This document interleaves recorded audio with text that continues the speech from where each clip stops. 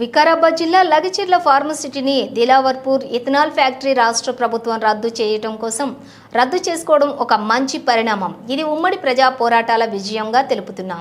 కేంద్రంలో ఆనాడు 2013 భూసేకరణ చట్టం ప్రకారం సాగునీటి ప్రాజెక్టుల కొరకు భూమిని సేకరించినప్పుడు ఆ భూమిని వదిలి వెళ్లిపోయిన గ్రామస్తులకు గ్రామ నిర్మాణం చేపట్టి ప్రజలకు రక్షణ కల్పించాలి.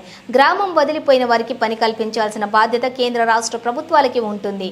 వారికి పునరావాస సౌకర్యం 2013 చట్టం ప్రకారం కేంద్ర రాష్ట్ర ప్రభుత్వాలు కల్పించాలని సిపిఎంఎల్ న్యూ డెమోక్రసీ డిమాండ్ చేస్తున్నాం.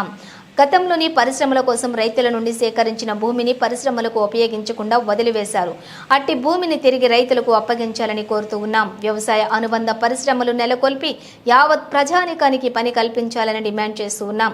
అదేవిధంగా తెలంగాణ రాష్ట్ర ప్రభుత్వం పోడు భూముల సమస్య, ధరణిలో నెలకొన్న సమస్యలను వెంటనే పరిష్కరించాలని విజ్ఞప్తి చేస్తూ ఉన్నాం.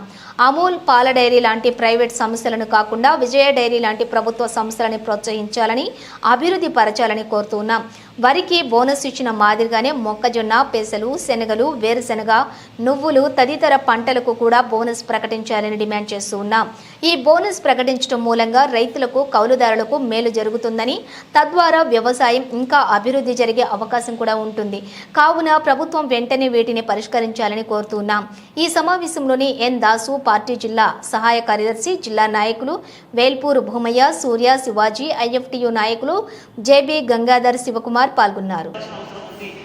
అట్లాగే రుణమాఫీ ఇంకా కాని వాటికి ఇవ్వాలి. బోనస్ అనేది ఇలా వడ్లకు కాకుండా వడ్లకు 500 ఇచ్చుడు సంతోషమే. అట్లాగే మొక్కజొన్నకు కానీ, నువ్వులకు కానీ, అట్లాగే వేరుశెనగకు కానీ, ఆయిల్ దినుసులకు అన్నిటికి కూడా బోనస్ ఇవ్వాలి. బోనస్ ఇచ్చినట్టయితే రైతులు అక్కడ కౌలుదారులు కావచ్చు, రైతులు కావచ్చు, పంటను ఎక్కువ పండించేసి మనకు కావాల్సిన అన్ని నూనె దినుసులవన్నీ కూడా పండించడానికి రైతులు సిద్ధంగా ఉంటారు. బోనస్ ఇవ్వాలని చెప్పేసి సిపిఎంఎల్ న్యూ డెమోక్రసీగా డిమాండ్ చేస్తున్నాం.